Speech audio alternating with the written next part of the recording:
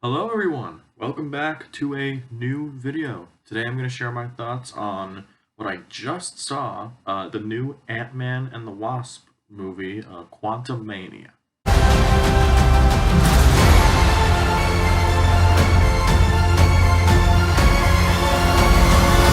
In my last video where I talked about the other two Ant-Man movies, I also shared my expectations on what I was thinking for Quantumania. I'm also going to bring up a couple points that I just didn't mention in that video since I just kind of said it, and I was a little more negative in that when I was thinking about it. But I'm just going to be honest here. I kind of liked Quantumania, just full out. But hey, I'm going to get into the details later. Well, not later, in a little bit. But I should say that this is a spoiler-free review. I will not be spoiling anything that hasn't been shown in the trailers. If you have seen these trailers, that's all I'm going to be touching upon. If there is enough demand of a spoiler-specific talk where I go into more details about the movie, what clicked for me, what didn't, I'll make that video.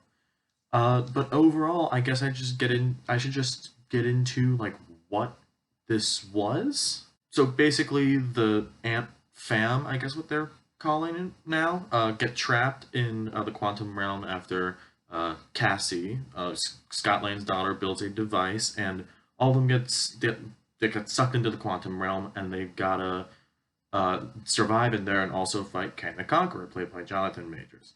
And speaking of Jonathan Majors, uh, it's pretty easy to say that he really elevated this movie to me. I was excited to see what Majors was going to bring to the table here. We caught him at the end of Loki, and he was a variant of Kang's, and just really killed it in the very little stuff that he was in Loki, and this being his sort of grand introduction to the MCU stage as basically the next Thanos level villain.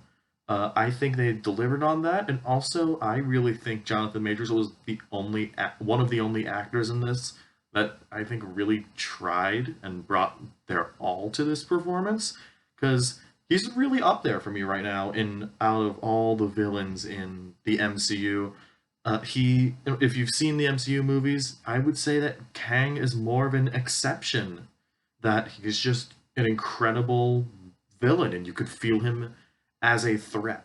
One of the other actors that I think really lived up to the performance level of what they were doing is actually Michelle Pfeiffer, of all of them. There is a good amount of scenes between her and Kang, and I just feel like whenever they were just bouncing off of each other, it was fireworks. And honestly, some of the best parts of the movie were just the two of them having a conversation, and it really blew me away in a couple of scenes and just really set the bar for what Kang can be as a character and a threat to the MCU. I have to admit, the chemistry between Paul Rudd and Kathryn Newton is a little wonky in the trailers for Scott Lang and his kid Cassie, but it actually kind of came off a little better than I thought it was going to be. That's a lot of the heart of the story, this father-daughter relationship, and it really helped this movie, I would say. It wasn't anything entirely special, but it was nice to have that grounded reality in this really fantastical realm. And I guess I'll segue into the more technical aspects with that little remark. From a visual effect design, the quantum realm itself was actually pretty good. I really liked the world and design. Sure, it's computers and all that doing their magic, but it especially looked better than Thor: Love and Thunder, and I feel like that is a pretty big step above what we've been getting, and just the creature designs. I'm a sucker for like good creature designs and the sci-fi world. It's very Star Wars ish, and actually the whole movie is kind of like in the vein of a Star Wars movie, which Changed it up a little bit, but not like a lot. It is still very much an MCU movie, though. And if we're gonna talk an MCU movie, I guess we gotta talk about the post-credit scenes. Both of them pretty much did their jobs. They are exciting, and plus they're teasing the future of what I'm hoping would be a great start to the franchise. Well, not to the franchise, but I guess this new chapter of the franchise. And now this is the part where I can just like air my grievances on a couple of things, just like things that didn't really work for me. There was this rebellion plot line, more akin to Star Wars, but there's this rebellion plot line that just didn't work for me. Maybe it was just because all these side characters had a lot of humor infused into them, and not a lot of the jokes landed. Although I will say that my favorite character out of this bunch was played by William Jackson Harper, and as much as I love him as a comedic actor. He gets some of the best jokes in this movie, but overall, I just feel like he is really unfortunately wasted in this movie. Which is sad because he was my pick for Reed Richards. I really wanted him to be Reed Richards, and that's just not going to happen now. But I'm just glad he's able to be in a big movie like this. Again, it's not necessarily a bad thing to me, but in my previous video talking about the two Ant-Man movies, I always thought that Hope, played by Evangeline Lilly, was just kind of there in a lot of these movies.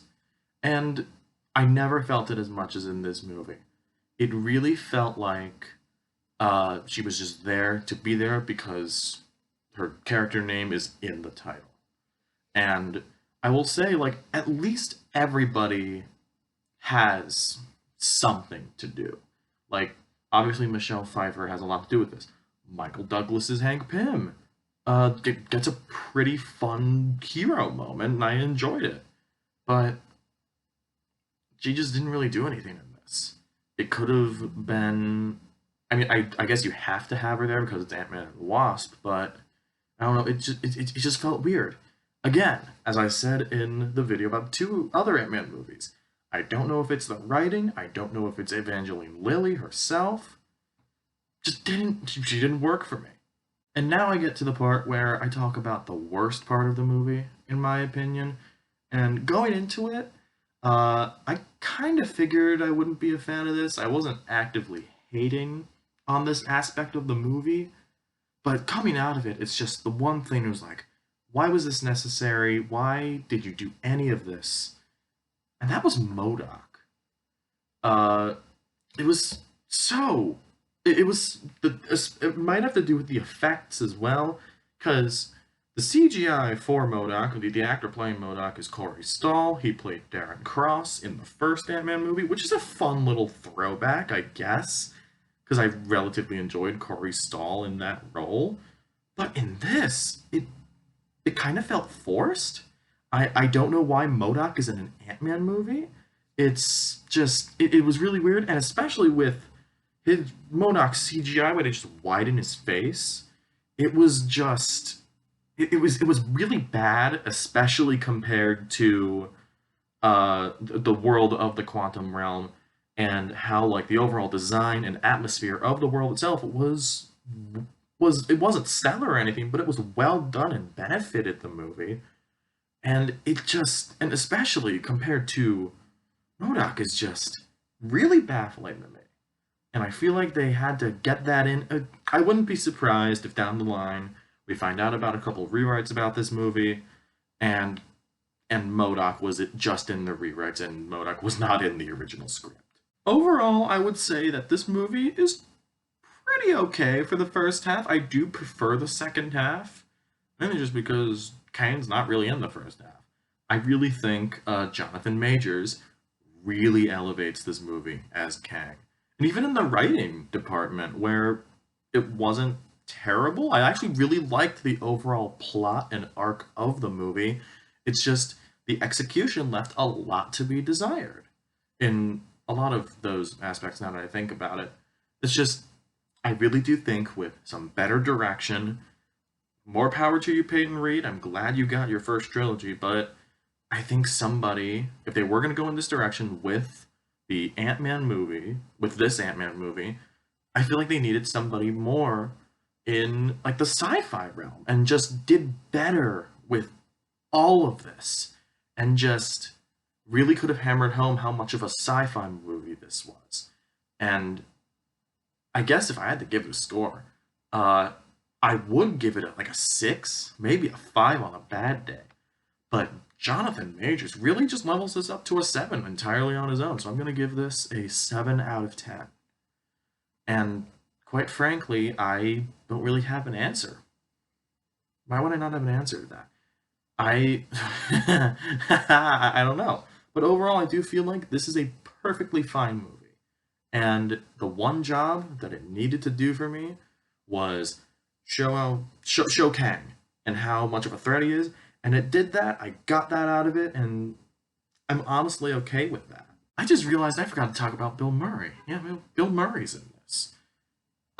Here I should also note that hearing Bill Murray say mechanized organism designed only for killing was a very funny moment. It wasn't supposed to be, but it was overall a very funny moment in the movie that I can't stop thinking about. So that's my thoughts on Ant-Man and the Wasp: Quantumania. Have you seen it? What do you think about it? And I guess my question for the video is, how do you feel about Kang? Do you think that you are convinced of this whole thing that, oh, Kang is going to be the next Thanos-level villain?